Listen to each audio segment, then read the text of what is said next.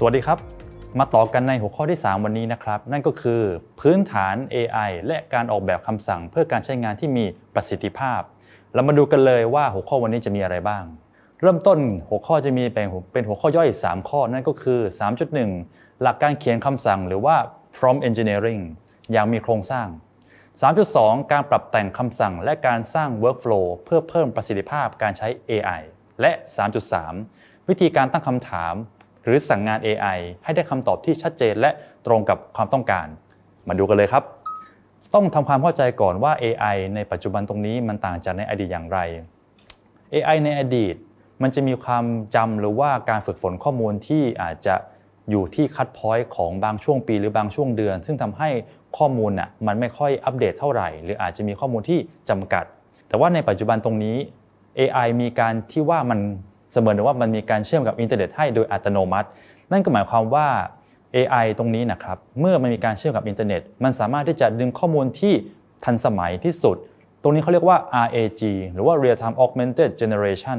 นั่นก็เหมือนกับว่าเราเข้าอินเทอร์เน็ตด้วยมือถือเข้า Google เราดูอินเทอร์เน็ตมันเชื่อมต่ออย่างอัตโนมัติแล้วก็ทันเวลาแล้วก็ทันสมัย AI เดี๋ยวนี้เชื่อมอินเทอร์เน็ตดึงข้อมูลที่แม่นยำที่สุดให้กับเราหรือว่าอย่างน้อยก็คือมันไม่มีการที่ข้อมูลถูกตัดออกไปแล้วเพราะฉะนั้นถือว่าปัจจุบันนี้ดีขึ้นมากมาดูกันเลยครับสำหรับ 3.1 และ 3.2 อันดับแรกเรามาเริ่มจากการปรับแต่ง ChatGPT ให้มันเหมาะสมกันก่อนดีกว่าทุกคนอยู่หน้า ChatGPT กันแล้วไหมครับทุกคนอาจจะไม่รู้ว่าการปรับแต่งคำสั่งแบบเบื้องต้นเราปรับแต่งได้จากหน้า ChatGPT เลยโดยยังไม่ต้องเขียนพร้อมอะไรทั้งสิ้นเรามาตรงนี้ครับเรามาที่โปรไฟล์ของเราตรงนี้ข้างล่างคุณตั้งชื่ออะไรมันก็เป็นชื่อนั้นแหละกดขึ้นมาเราจะเจอคำว่า personalization กดเข้าไปเลยครับกดเข้ามาตรงนี้จะมีเนื้อหาเยอะแยะไปหมดเลยซึ่งตรงนี้ก็แล้วแต่ความชอบแล้วก็ผมคิดว่าพวกคุณควรจะลองไปเล่นเองจุดที่อยากเน้นมีจุดเดียวตรงนี้ก็คือตรงนี้ครับสำหรับในเรื่องของคำว่า custom instruction ตรงนี้เป็นการปรับแต่งแบบพิเศษสำหรับตัวคุณโดยเฉพาะอย่างเช่นผมแต่งอะไรไปบ้างผมแต่งว่าเอาละให้ตอบเป็นภาษาอังกฤษแบบอังกฤษนะหรือโน่นนี่นั่นมาดูข้างล่างที่ผมแต่งไว้อันนึงครับผมสั่งว่าเมื่อไหร่ก็ตามที่มีการตอบคำถามในเชิงการแพทย์นะให้ใส่ reference หรือว่าแหล่งอ้างอิงที่มาจากแหล่งที่น่าเชื่อถือเสมอนั่นก็หมายความว่าต่อไปนี้ไม่ว่าผมจะคุยกับ ChatGPT อะไรก็ตามและผมถามเรื่องของทางการแพทย์เขาต้องให้ reference ผมมาหรือว่าให้แหล่งอ้างอิงที่ผมสั่งไว้มาเสมอนอกเหนือจากนั้นผมก็ยังบอกได้ว่าถ้าผมชวนคุยสัพเพเหระอะไรทั่วไปนะก็ไม่เป็นไรไม่ต้องเอามาจากแหล่งที่มันน่าเชื่อถือมากก็ได้เพราะว่ามันเป็นสัพเพเหระนี่แต่อีกอันนึงด้วยความที่ว่าปัจจุบันเรามีการสร้างภาพหรือสร้างอะไรด้วย AI มันเยอะขึ้นใช่ไหมล่ะผมเลยตั้งไว้เลยว่าต่อไปนี้นะเหมือนข้อ6ตัวนี้ครับถ้าผมมีการสร้างภาพอะไรก็ตามขึ้นมาใส่ลายน้ำไว้หน่อยแล้วก็บอกด้วยว่าสร้างมาจาก ChatGPT ตรงนี้แหละครับผมมั่นใจเลยว่าหลายๆคนมองข้ามไปแล้วก็ไม่เคยตั้งไว้ลองวันนี้ครับตั้งไว้เลยแล้วก็ใช้พร้อมที่ผมตั้งไว้ให้ตรงนี้ใส่ไปได้เลยครับมาดูกันต่อดีกว่าครับสำหรับในเรื่องของการ Basic Prompt เหมือนตอนนี้เราไม่รู้แหละว่าเราจะเริ่มต้นอย่างไรใช่ไหมล่ะเริ่มง่ายๆครับถามคำถามที่ชัดเจนตรงไปตรงมาตรงประเด็นก่อนเสมือนหนึ่งว่าเราชวนเพื่อนคนหนึ่งคุยเราถามก็ได้ว่าเบาหวานคืออะไร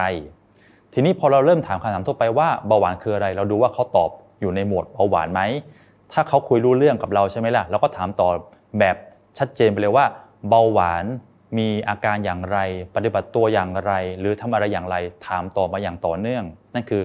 ข้อที่1ง่ายที่สุดเลยข้อที่2พอคุณเข้าใจแล้วว่าเขาตอบอะไรมาแสดงว่าอะไรก็ตามที่คุณถามไปสิ่งที่คุณถามถ้าคุณถามชัดเจนคุณมีใจความหรือว่าวัตถุประสงค์ที่ชัดเจนคุณก็จะได้สิ่งที่คุณชัดเจนออกมาแต่ถ้าคุณถามกว้างๆว่าอย่างเช่นคุณถามแบบขี้เกียจว่าเบาหวานเขาก็คงตอบมาแบบที่อาจจะไม่ตรงใจกับคุณใช่ไหมล่ะเพราะว่าเขาไม่รู้ว่าคุณต้องการอะไรนะส่วนอันที่3ก็คือทีนี้แหละมันเริ่มที่จะเริ่มเป็นวงจรแล้วก็คือคุณอธิบายก่อนคุณต้องการให้เขาทำอะไรให้อธิบายกลไกของการเกิดเบาหวานหรือเปล่าให้สรุปในเรื่องของการปฏิบัติตัวของเบาหวานหรือเปล่านั่นก็คือคุณต้องการให้เขา explain summarize list หรือว่า define อันนี้คุณระบุไว้ได้เลยคุณจะใช้ภาษาไทยหรือภาษาอังกฤษ ไม่มีปัญหาอย่างเช่นคุณบอกว่า explain ก็คืออธิบายให้หน่อยสิสรุปให้หน่อยทำเป็นรายการหรือว่าตีความคุณสั่งได้เลยครับอยู่ที่ว่าคุณต้องการอะไรคุณต้องเข้าใจกันว่าจุดหมายปลายทางของคุณคืออะไรทีนี้พอคุณทำข้อที่1ข้อที่2ข้อที่3ข้อที่4คือตรงนี้ก็คือปลายทางแล้วล่ะคุณต้องการท้ายที่สุดมีรายละเอียดเล็กๆน้อยๆอะไรอย่างไรอันนี้ผมบอกให้ไม่ได้เหมือนกันอยู่ที่ตัวคุณเองว่าคุณเป็นพยาบาลนักเทคนิคการแพทย์นักกายภาพบำบัดคุณต้องการเนื้อหาปลีกย่อยอะไรคุณใส่ตัวของคุณเองเข้าไปในตรงนั้นแล้วก็อธิบายสุดท้ายก็คือพอมาเสร็จทุกอย่างปั๊บคุณก็ต้องเข้าใจด้วยว่าตรงนี้ที่เอามามันมาจาก AI นะมันจะมีความจำกัดอะไรบางอย่างคุณอาจจะต้องทำอะไรล่ะไปอ่านหนังสือเพิ่มเติมหรือว่าถามผู้รู้ในทีมของคุณคุณก็จะได้เป็น Basic Prompting อันแรกขึ้นมาแล้วสำหรับอันที่2เราเริ่มสนใจแล้วแหละว่าวิธีตั้งคำถามอย่างไรล่ะที่มันจะตรงใจที่สุดตรงนี้หลายๆคนก็อย่างที่ผมเกริ่นไปในตอนแรกว่าคุณต้องรู้ใช่ไหมล่ะว่าปลายทางของคุณคืออะไรผมแนะนำวิธีคิดอย่างนี้ครับอันดับแรกให้คุณเปลี่ยนวิธีคิดให้คุณคิดจากปลายทางก่อนว่าผลลัพธ์ของคุณคืออะไรเช่นผลลัพธ์ของคุณคือคุณต้องการคำอธิบายที่เข้าใจง่ายไหมสำหรับโรคหรือว่าอาการที่คุณกำลังสนใจอยู่2คือคุณสนใจข้อมูลทางคลินิกที่ถูกต้องหรือว่าอะไรหรือเปล่าหรือว่าเป็นคำตอบประเภทไหนคุณใช้ตรงนี้เป็นขั้นตอนที่1ก็คือคุณคิดจากปลายทางย้อนขึ้นมาแสดงว่าถ้าคุณต้องการคำอธิบายที่เข้าใจง่ายพร้อมที่คุณจะใส่เข้าไปก็ต้องมีคำว่าขอคำอธิบายที่เข้าใจง่ายสำหรับใครล่ะสำหรับนักเรียนสำหรับผู้สูงวัยหรือสำหรับคนที่อาจจะไม่เคยเป็นโรคนี้มาก่อนคุณก็ย้อนกลับไปคุณย้อนกลับไปอะไรอีกคุณต้องการเป็นรูปแบบไหนรูปแบบเป็นจุดๆลงมาเป็นตารางหรือเป็นสรุปแสดงว่าถ้าคุณต้องการเป็นตารางคุณก็ต้องใส่คำว่าสรุปเป็นตารางลงมาจากตอนแรกสุดนั่นก็คือเห็นไหมครับเราคิดย้อนไปโทนเนื้อหาเป็นแบบไหนคุณเลือกได้จะเอาแนววิชาการแบบคลินิกแบบประชาชนทั่วไประดับแบบไหนขอแบบครึ่ง A4 1 A4 หรือว่าขอแค่ประมาณ1ย่อหน้าแล้วก็คุณใช้ตารางที่ผมให้มาตรงนี้แหละใส่ย้อนเข้าไปแต่อย่างไรก็ตามจุดสำคัญคือตรงนี้ครับคุณต้องการอะไรก่อนคุณลองฝึกดูนะแล้วคุณก็จะได้สิ่งที่คุณต้องการออกมาแต่ว่าให้เริ่มจากเปลี่ยนวิธีคิดอย่าลืมครับว่าคำถามที่กว้างหรือไม่ชัดเจนเช่นเขาว่าอย่างเช่นอธิบายอินซูลินคืออะไรก็อธิบายอะไรล่ะอธิบายในเชิงมันมาจากไหนหรือเปล่าหรือว่าอาการข้างเคียงเป็นอย่างไรถ้าเกิดว่าคุณใส่แค่นี้คุณไม่รู้ว่าจะได้อะไรออกมาเปลี่ยนวิธีคิดณวันนี้คิดถึงผลลัพธ์ที่ต้องการก่อนผมให้ตัวอย่างอันนี้เป็นโจทย์ละกันอันนี้เป็นโจทย์ที่ผมสร้างขึ้นมาเองสมมติว่าเรามีเคสตรงนี้แล้วเราต้องการให้สรุปออกมาคุณลองใช้เคสตรงนี้แหละแล้วคุณลองใช้วิธีการสร้างพร้อมต่างๆที่ผมให้มาตั้งแต่ตอนแรกลองเอาไปใช้ดูและคุณก็จะได้สิ่งที่คุณต้องการออกมาลองซ้อมดูก็ได้สมมติว่าเรามีเนื้อหาตรงนี้ก่อนแล้วผมจะแสดงให้ดูว่าถ้ามันเป็นพร้อมที่ดีเรามาดูกันว่าพร้อมที่ดีเป็นอย่างไรเช่นพร้อมที่ดีคือคุณกำหนดเลยบทบาทคืออะไรคือเป็นพยาบาลที่จะจำหน่ายผู้ป่วยคุณกำหนดบทบาทให้ AI ก่อน2คือคนฟังหรือว่าผู้รับสารคือใครเห็นไหมฮะคุณมีบทบาทเริ่มต้นแล้วคุณมีผู้รับสารแล้วเป้าหมายคืออะไรคือกิจกรรมคือสร้าง discharge summary สำหรับผู้ป่วยสูงวัยอายุ72ปีเห็นไหมฮะที่เขามีอาการโรคปอดบวมเห็นไหมเราชัดเจนหมดเลยนะว่าเราเป็นพยาบาลให้กับใครฟังเป็นทีมแพทย์ฟังแล้วก็ผู้ป่วยประเภทไหนบริบทคือผู้ป่วยอยู่คนเดียวนะมีอาการแบบนั้นแบบนี้ให้อธิบายเรื่องของยาการรักษาตัวเองแล้วก็การฟื้นฟูร่างกายหรือแม้กระทั่งการคืนสู่สังคมหรือว่าสังคมต้องการอะไรเห็นไหมครับว่าพร้อมที่ดีหรือว่า highly structure เนี่ยมันต้องขยันเขียนนิดนึงอย่าเขียนขี้เกียจพร้อมที่ถือว่าใช้ได้ก็จะประมาณนี้ก็คือขอแผนการจำหน่ายผู้ป่วยสำหรับผู้ป่วยสูงวัยแต่เห็นไหมครับว่า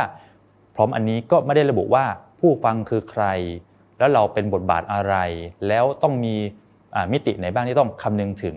แบบนี้ก็ถือว่ายังใช้ได้แต่ว่าอาจจะต้องถามเพิ่มพร้อมที่ไม่ควรทำจริงๆคืออะไรคือเขียนแผนจำหน่ายผู้ป่วยที่เป็นปอดบวม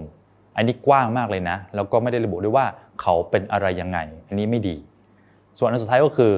ขอแผนการจำหน่ายผู้ป่วยที่เป็นปอดบวมอันนี้แย่เลยอันนี้ไม่ควรทำเลยดูครับให้เอาแบบนี้เป็นตัวอย่างและอย่าขี้เกียจเขียน เขียนให้ละเอียดนิดนึงทีเดียวจะได้จบไปอันสุดท้ายของวันนี้ก็คือวิธีการตั้งคำถามหรือสั่งงาน AI ให้ได้คำตอบที่ชัดเจนและตรงกับความต้องการจริงๆแล้วหัวข้อนี้ก็คือย้อนหลังเดียวกันเป็นภาพสรุปของทั้งหมดคุณตั้งคำถามเบื้องต้นชวนคุย AI ก่อนผมอยากให้ทุกคนเนี่ยคิดว่า AI ก็คือเป็นเพื่อนร่วมงานของคุณคนหนึ่งที่มีความขยันแต่ว่าอาจจะไม่ค่อยรู้เรื่องเท่าไหร่คุณชวนคุยเขาเรื่องคำถามเบื้องต้นเมื่อเขาตอบกลับคำถามไม่สมบูรณ์เช่นเดียวกันเวลาคุณสั่งงานคนในทีมของคุณแล้วเขาทำได้ไม่ตรงประเด็นคุณก็มีการสั่งงานเพิ่มเท่านั้นเองขอให้จำไว้เลยว่าการคุยกับ AI หรือว่าถามตอบ AI มันไม่จบในครั้งเดียวจากประสบการณ์ของผมอย่างน้อยต้องคุยสัก 3-4 บรรทัดหรือ 3-4 รอบ 3-4 แชทถึงจะได้คำตอบที่พอใจที่สุดเพราะฉะนั้นตอนที่ตอบกลับนี่แหละแล้วก็ปรับคำถามเราต้องขยันเขียนนิดนึงแล้วก็ขยันสื่อสารให้มีรายละเอียดสูงที่สุดอย่าลืมครับว่ากำหนดรูปแบบด้วยเดี๋ยวนี้เราสามารถที่จะมีการกำหนดรูปแบบได้แล้วก็ export มาได้หลังจากที่เรารู้หลักการมานั่งฟังมาสักพักนึงแล้วเรามาลองดูกันเลยดีกว่าว่าเวลาใช้จริงทำงานใน ChatGPT จริงทำอย่างไรติดตามในวิดีโอถัดไปครับ